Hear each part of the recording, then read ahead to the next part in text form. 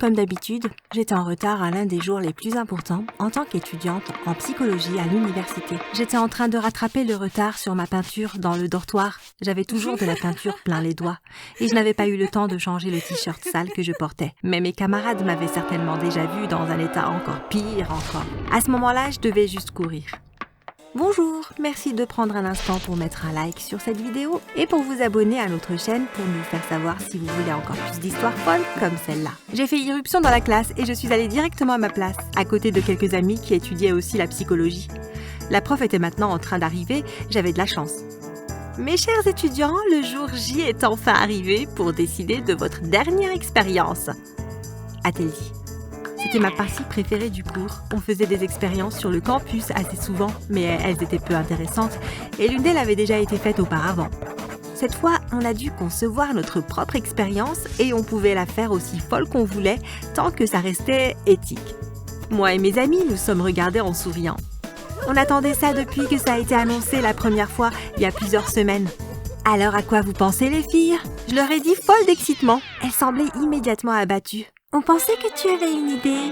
L'une d'elles a dit « Ouais, Lynn, tu es celle qui a les idées », a dit mon autre amie. J'ai baissé ma tête sur le bureau comme j'avais l'habitude de faire quand je devais trouver rapidement une solution. J'aime parfois penser à ma créativité comme à un citron. J'imagine simplement que je le presse pour faire sortir tout le jus et puis... C'est bon, j'ai dit. Ça va prendre du temps, mais laissez-moi m'occuper de ça. Voilà ce qu'on va faire.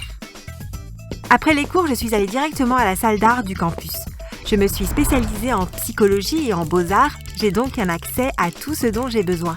J'avais la bonne peinture, la colle et surtout le bon silicone. J'ai d'abord travaillé sur mes croquis. Moi et mes amis en psycho avons recruté d'autres amis de différentes disciplines pour nous aider pour l'expérience. On était donc 9. J'avais besoin de 9 croquis qui se transformeraient en 9 masques. Vous vous demandez sûrement pourquoi des masques? À quoi ça va servir? Eh bien, je peux m'avancer rapidement jusqu'au jour de l'expérience. Moi et mes amis nous sommes réunis dans la cafétéria pour discuter du plan. J'ai sorti un grand sac rempli de sacs plus petits et je leur ai distribué. Mes amis les ont ouverts et ont sorti leurs masques et vêtements. « Lynn, ils sont super! T'es géniale !» a dit une de mes amies. Chacune d'entre elles est allée dans la salle de bain se changer. J'étais fière de moi. J'ai vraiment dépassé tout ce que j'avais fait auparavant. Si je n'avais pas fait tous les designs moi-même, je ne reconnaîtrais certainement pas mes amis. Regardez, voici notre expérience. Chacune d'entre nous portait un masque, réaliste, en silicone. Et j'avais choisi des habits que la classe de théâtre utilisait sur scène. On ressemblait à des personnes totalement différentes et c'est exactement ce dont on avait besoin. Ce jour-là, on est allé en ville et on a fait les mêmes choses dans plusieurs endroits différents. On demandait à des gens de nous aider, on se plaignait de quelque chose, on retournait un article dans un magasin, etc. On verrait alors les différences dans la façon dont les gens nous traitent en fonction de notre apparence. L'expérience s'est déroulée à merveille. On a obtenu tellement de données et les preuves que l'on a trouvées nous ont aidés dans notre hypothèse. Les gens pouvaient parfois nous juger. Maintenant qu'on avait terminé, je devais trouver quelque chose à faire avec mes masques. Je ne voulais pas les jeter. Pas après tout le travail et les longues heures que j'avais passées à les faire. Je me suis dit que ça allait être cool de les accrocher au mur. Mes amies ont flippé un peu quand elles sont venues et ont vu ces visages les regarder. Mais je connaissais ces masques autant que moi-même. Ils m'apaisaient plus qu'autre chose. Un jour, je m'ennuyais énormément. Toutes mes amies étaient occupées.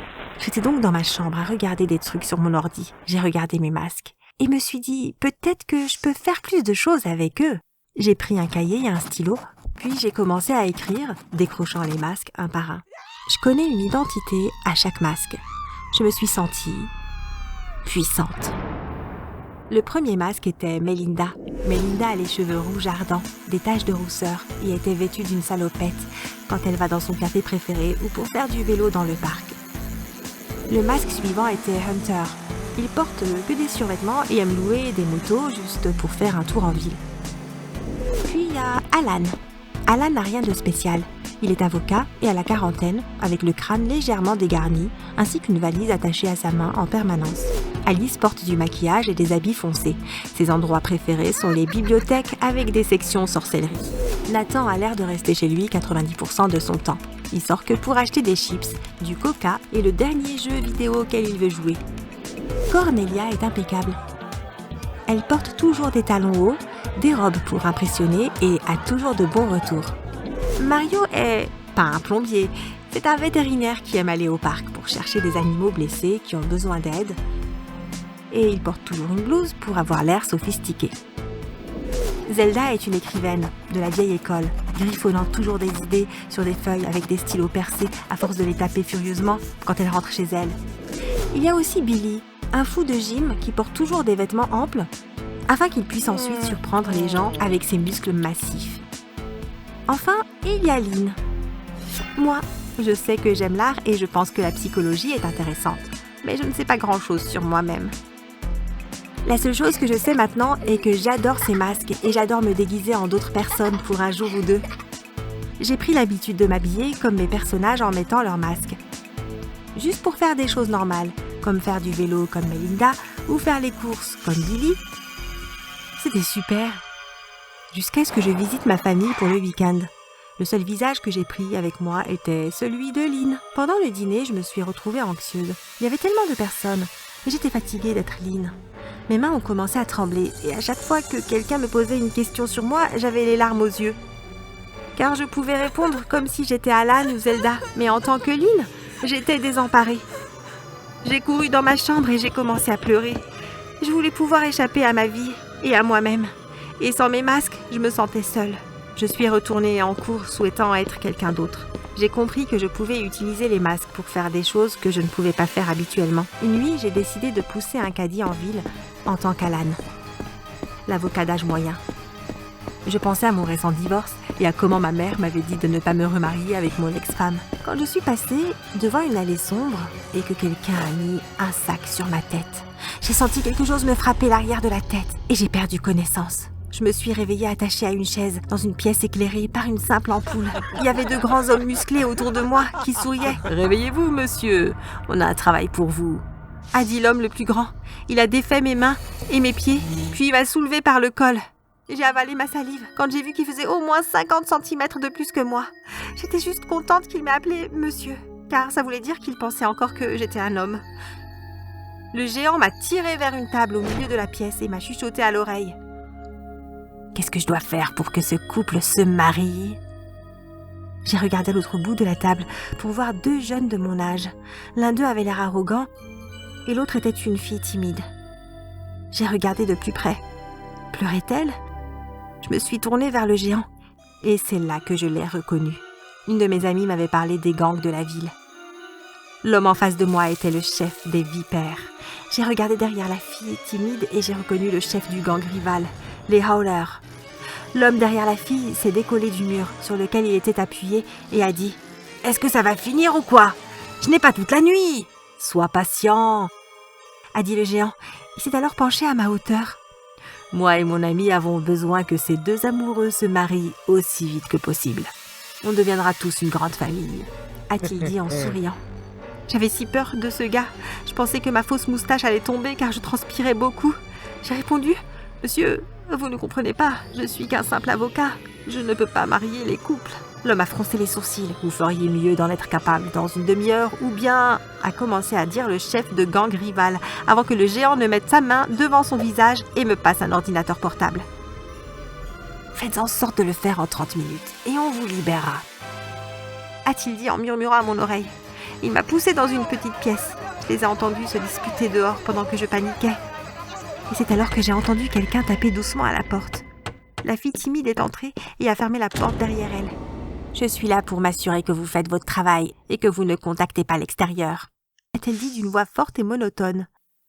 Mes mains tremblaient, mais j'ai réussi à taper « Comment marier des couples » sur le moteur de recherche. J'ai entendu renifler à côté de moi et je me suis retournée pour voir la fille en train de pleurer. Mon cœur s'est attendri. « Ne faites pas ça, monsieur. Je trouverai un moyen de vous aider, mais ne me mariez pas à cette brute » a-t-elle dit en pleurant. J'étais sûre que lui révéler ma vraie identité était la meilleure chose à faire. J'ai enlevé ma moustache et mon masque et j'ai laissé mes cheveux tomber. La fille était étonnée quand elle a vu l'avocat devant elle devenir une jeune fille de son âge. J'ai dit à la fille « Je veux vous aider. On doit trouver un moyen de partir. » Elle était si contente que je sois une fille comme elle, prête à l'aider. Elle m'a dit qu'il y avait un moyen pour nous de partir. Je l'ai écoutée attentivement. 5 minutes après, je suis sortie de la pièce en portant mon masque et ma moustache, en tenant l'ordinateur sous mon bras et avec la fille derrière moi. J'ai besoin de quelques trucs pour terminer le processus. Avez-vous un bureau ici ? J'ai dit aussi confiante que possible, alors que mes jambes étaient sur le point de me lâcher à cause de la peur. Je peux lui montrer, a dit la fille derrière moi. Les hommes dans la pièce ont accepté et la fille m'a emmenée dans le couloir. On a marché aussi vite que possible en passant devant le bureau, puis devant ce qu'elle me disait être la cuisine. Lorsqu'on est arrivé à la cuisine, la fille a ouvert une porte qui menait au garage de l'immeuble. C'était complètement vide, mais assez glauque. Quand on a vu qu'il n'y avait personne derrière nous, on a commencé à courir. On a couru dans la rue et elle m'a emmenée dans un endroit que j'ai reconnu et où j'ai pu trouver mon dortoir. J'ai planqué mon déguisement dans un buisson pour que quiconque nous suivait ne nous reconnaisse pas. On est arrivé rapidement à mon dortoir. Quelqu'un a frappé à ma porte, même pas 5 minutes après. Ce qui ne m'avait pas étonnée. Quand j'ai ouvert la porte, le fiancé de la fille a trouvé Zelda et Billy au lieu de l'avocat et de la fille. Il a murmuré quelque chose avant de s'enfuir furieux. Moi et la fille, nous sommes assises et avons pris une grande respiration. J'ai rapidement mis tous les masques et les costumes dans un sac, ainsi que de l'eau, de quoi manger et de l'argent. La dernière chose que j'ai donnée à la fille était un cahier dans lequel j'avais noté les identités des masques. J'avais enfin trouvé un but pour mes magnifiques masques. « Comment pourrais-je te remercier ?» a dit Zelda les larmes aux yeux. J'ai dit « Fais juste attention à toi et pars aussi loin que possible. Et si tu as besoin de moi, porte le costume de Mario dans le parc d'à côté. Je te reconnaîtrai dès que je te verrai. » On s'est pris dans les bras puis elle a disparu. Mes masques étaient partis. Mais c'était comme si je ne les avais pas perdus, mais qu'ils étaient devenus utiles. Maintenant, Melinda, Hunter, Alice, Nathan, Cornelia, Mario, Zelda et Billy aideront quelqu'un d'autre. Plus qu'ils ont fait pour moi. Et puis, j'ai toujours Lynn.